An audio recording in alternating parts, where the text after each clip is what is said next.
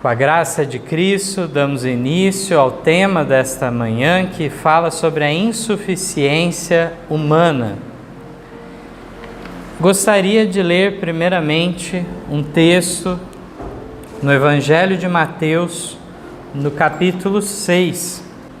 Vai nos falar então um pouco sobre os cuidados e inquietações que muitas vezes vivemos no cotidiano. No verso 25 é declarado o seguinte: Por isso vos digo, não andeis ansiosos quanto à vossa vida, pelo que haveis de comer ou pelo que haveis de beber, nem quanto ao vosso corpo, pelo que haveis de vestir. Não é a vida mais do que o mantimento e o corpo mais do que o vestuário? Olhai para as aves do céu, que nem semeiam, nem cegam, nem ajuntam em celeiros, e vosso Pai Celestial as alimenta. Não tendes vós muito maior valor do que elas? E qual de vós poderá, com todos os seus cuidados, acrescentar um côvado à sua estatura? Então, na realidade, nós encontramos, na atualidade, muito se falando da suficiência humana.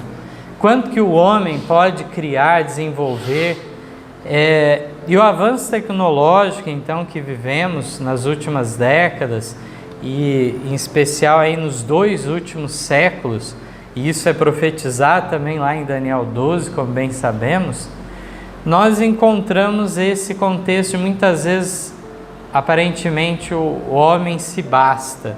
Ele consegue controlar a natureza e tudo mais, né?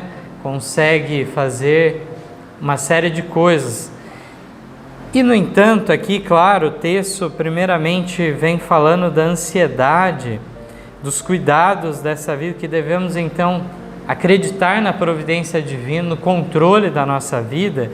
E me chama muita atenção esse verso 27, que mostra como que o ser humano, de certo modo, domina certas coisas e outras coisas não o pode. Aqui diz: qual de vós poderá, com todos os seus cuidados, acrescentar um côvado à sua estatura? Que seja então 1 centímetro a sua estatura. Nenhum de nós é capaz de fazer essa alteração no nosso próprio corpo físico. Temos limitações que já trazemos de maneira hereditária. Temos também certas coisas que estão para além do controle do homem na natureza. E aqui então, mais adiante, no verso 32, no 31, vamos ler aqui, diz assim: Não andeis, pois, inquietos, dizendo: que comeremos, ou que beberemos, ou com que nos vestiremos? Porque todas essas coisas os gentios procuram. De certo, vosso Pai Celestial bem sabe que necessitais de todas essas coisas. Mas buscai primeiro o reino de Deus, a sua justiça, e todas essas coisas vos serão acrescentadas. Não vos inquieteis, pois, pelo dia de amanhã, porque o dia de amanhã cuidará de si mesmo. Basta a cada dia o seu mal. Então, nós encontramos nessa leitura algo que está em consonância com a reflexão semanal que lemos ontem sobre o pão nosso de cada dia. Nós não devemos pedir a Deus sobre o pão de amanhã. Ele nos dá a certeza, a garantia do pão de hoje. O amanhã, então, fica aos cuidados de Deus. Se Ele cuida, então, dos passarinhos, se Ele, de maneira magistral, coloca beleza num simples lírio do campo, tudo isso nos testifica do amor de Deus para conosco.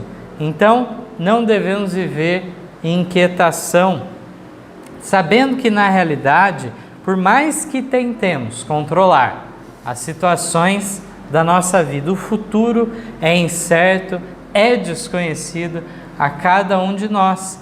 E eu gostaria de trazer uma ilustração, então, neste tema, que é justamente em relação ao naufrágio que ocorreu, então, em 1912, do famoso navio Titanic, se fosse falar em inglês. E aí nós vemos que de fato naquela experiência ficou algo muito marcante na história humana, porque aquilo era o símbolo da realização do ser humano que conseguiam fazer, e tudo saiu fora do planejado na realidade. Então, diz que na manhã de 9 de abril de 1912, terça-feira, J. Stuart Holden, 38 anos, estava em dúvida se embarcava ou não. Ele era um célebre pregador. Suas pregações tinham levado a atravessar o Atlântico nada menos que 35 vezes. Estava sozinho em casa. Sua mulher fora levada de uma hora para outra ao hospital onde enfrentava uma operação. Com a esposa no hospital, teria que cancelar o bilhete, renunciando à viagem inaugural do maior e mais glamouroso navio construído.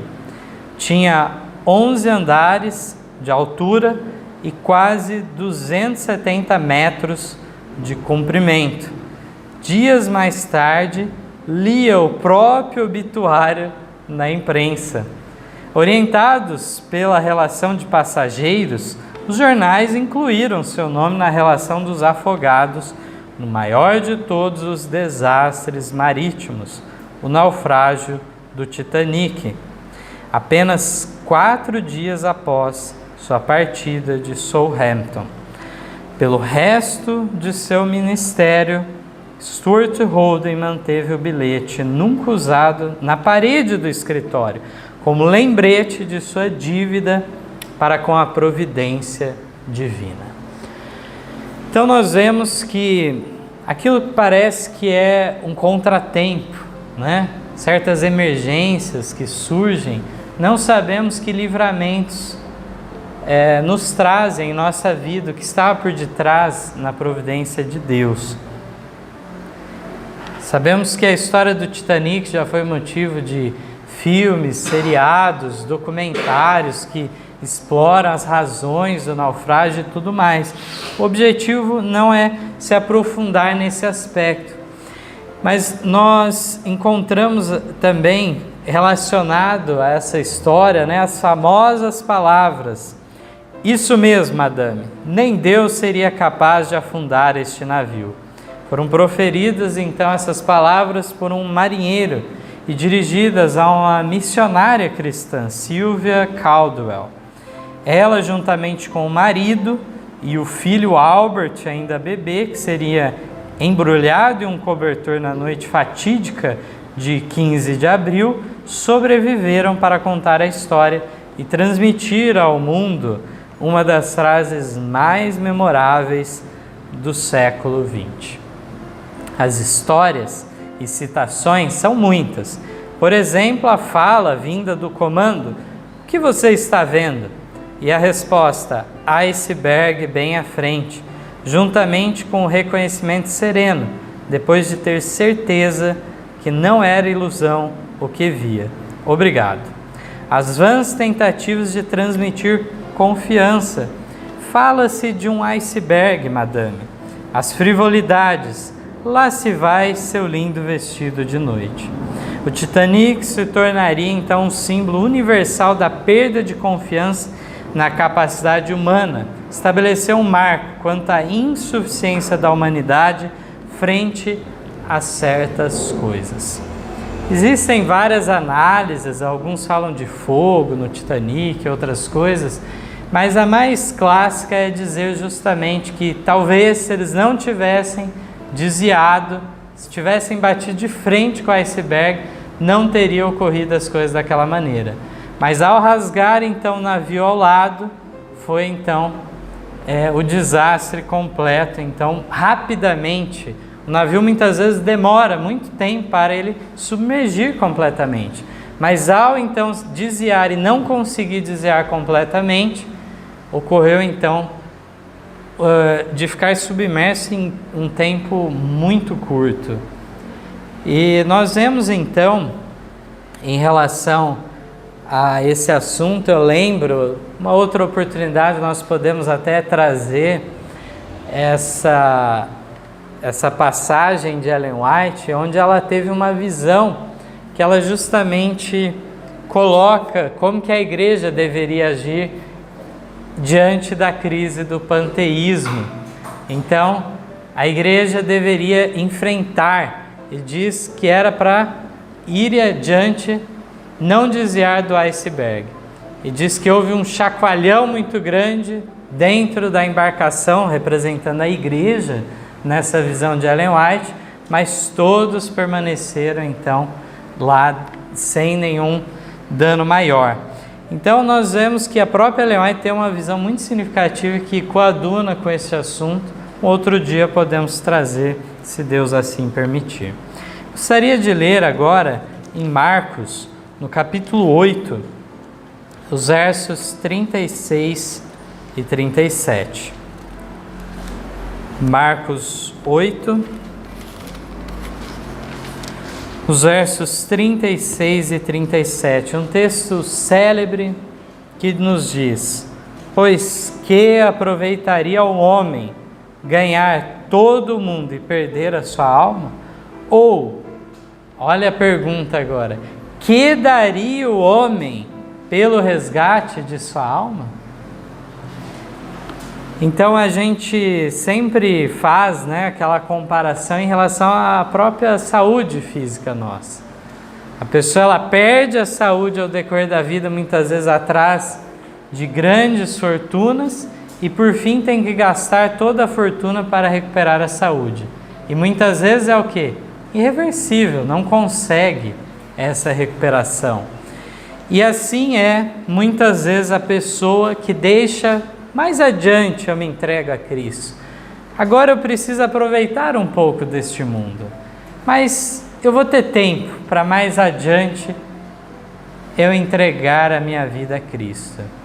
Ocorre que esse lá na frente, a pessoa já perdeu qualquer interesse, qualquer despertamento em sua mente, porque o homem, por conta própria, ele não é capaz de se voltar a Deus. É o Espírito Santo nos constrangendo em nossa consciência que nos leva ao arrependimento. Em uma crise, o mundo vira de ponta cabeça e os valores das coisas tomam outro rumo.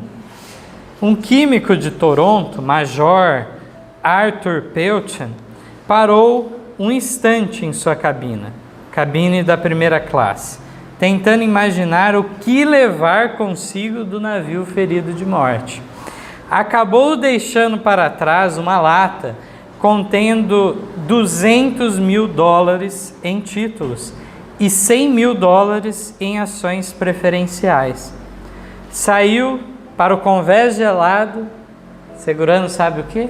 3 laranjas.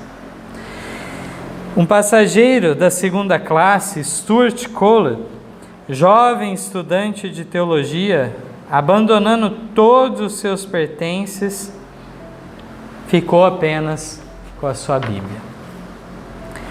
Naquela noite de 15 de abril de 1912, houve a destruição dos 5 pianos de meia cauda, o tilintar de vidros quebrando, a louça, os enfeites, 30 mil ovos, candelabros de cristal e miríades de objetos de valor abandonados pela embarcação afora. E agora vem uma experiência linda, maravilhosa. Homem, você é salvo? Perguntou o pregador de Glasgow, John Harper, a um compatriota escocês quando ambos debatiam dentro da água, a uma temperatura abaixo de 0, agarrados a pedaços de destroços do navio. Não, não sou, foi a resposta. Creia no Senhor Jesus Cristo e será salvo. Harper então convidou com insistência. As ondas levaram o pregador para longe. Pouco depois, no entanto, ele era trazido para junto do companheiro de infortúnio. Já está salvo agora? Insistiu. Não, para ser sincero, não posso dizer que esteja. Mais uma vez, Harper repetiu baseado nas Escrituras: creia no Senhor Jesus Cristo e será salvo. Então, deixando escapar o destroço a que se agarrava, afundou. Mais tarde, o jovem Scott contou durante uma reunião em Hamilton, Canadá, e ali, sozinho na noite, sobre as águas, tendo abaixo de mim um abismo de mais de 3.200 metros, eu criei: sou o último convertido de John Harper. Até o fim, então, aquele pregador foi fiel ao seu ministério. Não foi em vão sua insistência, seu esforço à beira da morte. Vamos ler agora Mateus, capítulo 16, mais um belo texto deixado para nós nas Escrituras. Mateus 16, verso 24 em diante. Jesus é muito claro em suas palavras. Na realidade, muitas vezes, a nossa dificuldade com as palavras de Cristo não são aquelas que não entendemos, mas aquelas que entendemos, mas são duras demais para aceitarmos.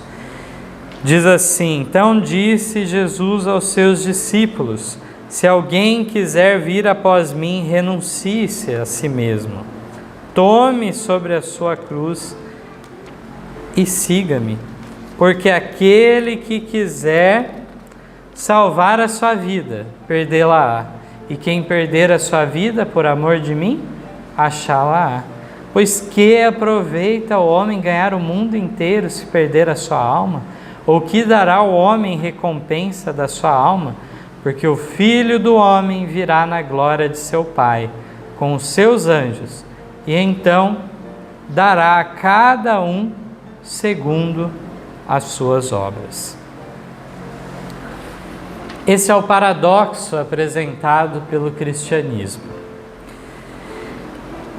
Essa questão da cruz que tomamos, podemos aplicar de várias formas, mas em resumo, a grande questão apresentada por Cristo aqui é a renúncia do próprio eu.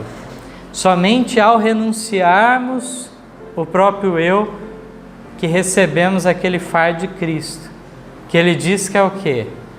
Ele é suave, Ele é leve, porque agora o eu não reinando, mas Cristo reinando em nosso coração, nossas vontades apontarão para o alto, para as coisas celestiais.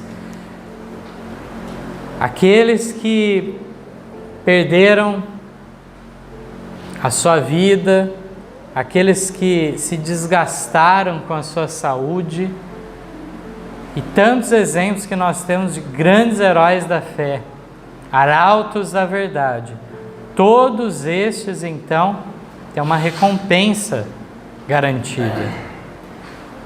Eles não pensaram então primeiramente em resguardar a sua vida, mas dedicaram a vida a Cristo. Não voltou vazia a palavra, mas os resultados foram vistos.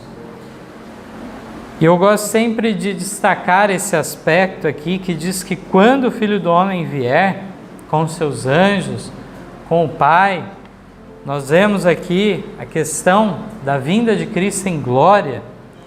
Ele dará a cada um segundo o quê? As suas obras. Mas acaso não somos salvos pela graça mediante a fé em Cristo Jesus?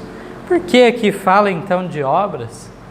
Sabemos bem que a fé genuína, aqueles que deixaram o Espírito Santo fazer a obra no seu interior, estes então têm obras correspondentes.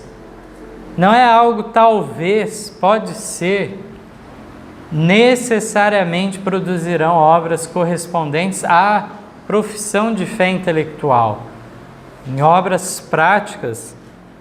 E aqui nós vemos então que o julgamento será feito E em várias e várias passagens da Bíblia é deixado claro: o julgamento é feito por nossas obras.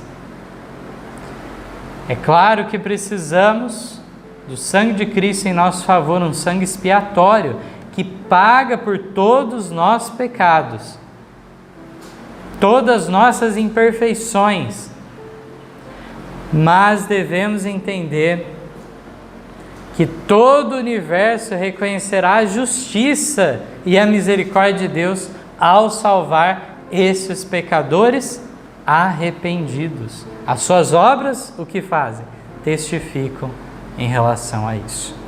Gostaria de ler mais um texto no Evangelho de João, no capítulo 15, os versos 4 e 5. Mais um texto lindo, um texto que deve impressionar a cada um de nós. João, no capítulo 15, o verso 4 e 5. Palavras, então, do nosso Salvador e Senhor. Está em mim e eu em vós, como a vara de si mesma não pode dar fruto, se não estiver na videira, assim também vós, se não estiverdes em mim. Eu sou a videira, vós as varas. Quem está em mim e eu nele, esse dá muito fruto, porque sem mim nada podeis fazer. Todas nossas realizações não podem ser apresentadas como garantia da nossa salvação de modo algum, porque as obras boas que realizamos é por intermédio de Cristo e a operação do Espírito Santo em nossa vida. De modo que não haverá da nossa parte o desejo de méritos, reconhecimento, mas se verá essa realidade. Assim como Paulo fala: não sou eu mais quem vive, mas Cristo vive em mim. Aqui então, Jesus nos declara em palavras claras: sem mim nada podeis fazer. Que seja o desejo nosso neste dia de entregarmos a nossa vida a Cristo, fazer a sua vontade por amor, não uma obrigação formal, não uma relação simplesmente com um reto juiz, com um soberano de todo o universo, mas com um Pai amoroso que deu o maior dom para o ser humano. Ele não se preocupou em simplesmente fazer aquilo que nós gostaríamos de receber dele. Ele faz o melhor por nós, dando condições a cada um de nós de alcançarmos a salvação. E que seja esse o desejo maior de nossa vida.